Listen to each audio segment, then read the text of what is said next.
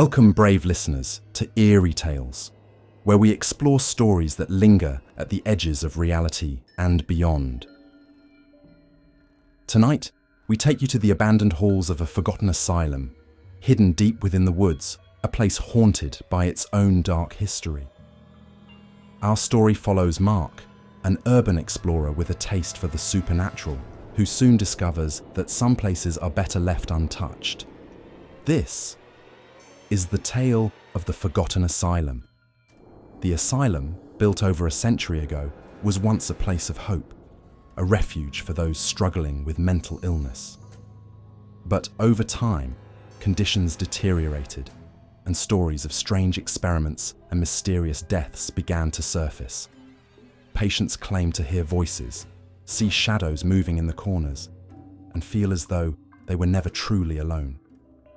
After a series of unexplained deaths, the asylum was abruptly shut down, and its patients vanished from history, leaving only rumors of souls trapped within its walls. Enter Mark, a thrill-seeker and urban explorer drawn to haunted sites and legends of the paranormal. He's heard whispers of the asylum's dark past, and despite the warnings, he's determined to uncover the truth for himself. Armed with a flashlight, camera, and enough skepticism to keep him moving forward, Mark sets out for the asylum on a cold, moonlit night. As he steps through the broken gates, he feels a chill, a faint, cold warning that this place is not like the others he's explored. The asylum looms before him, its windows shattered, its walls covered in vines and grime. Mark pushes open the heavy front doors, which creak as though reluctant to let him in. Inside, the air is thick with dust and the smell of decay. Old, rusted hospital beds are scattered in the hallways, and faded patient records litter the floor. Mark pulls out his camera, documenting every eerie detail, his footsteps echoing down the empty corridors. Mark finds an old office and begins sifting through files, discovering disturbing details about the asylum's patients. Many were committed for reasons that now seem trivial: depression, anxiety, or even rebellious behavior. The walls around him are covered in cryptic messages scratched into the paint. They're watching, "I can't escape," and "Help me." The air grows colder, and Mark's breath fogs in the dim light. He feels a prickle of fear, as if unseen eyes are watching his every move. As Mark continues exploring, he hears faint whispers echoing through the halls. He pauses, straining to listen, but the voices stop as suddenly as they began. Dismissing it as his imagination, he moves on, only to catch a glimpse of a shadow darting across the hallway ahead. Heart pounding, he turns his flashlight toward the shadow, but finds nothing there. Suddenly, a door slams shut behind him, and Mark realizes he may not be alone in the asylum after all.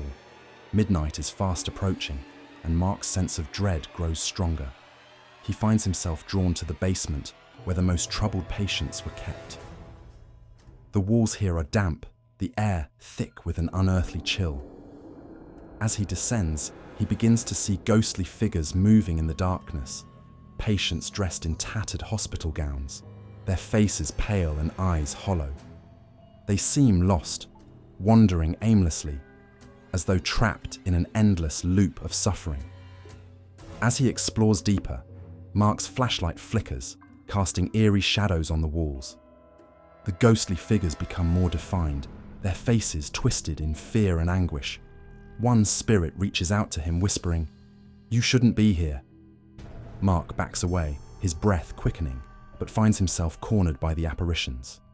Each one seems to be reenacting their final moments, as if they're reliving the horror that ended their lives.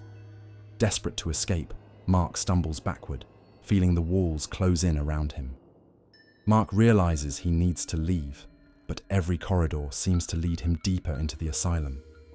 The whispers grow louder, a cacophony of voices crying out for help, their pleas echoing through his mind.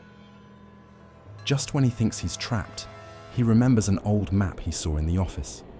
Racing back, he grabs it, using it to navigate through the twisted maze of hallways.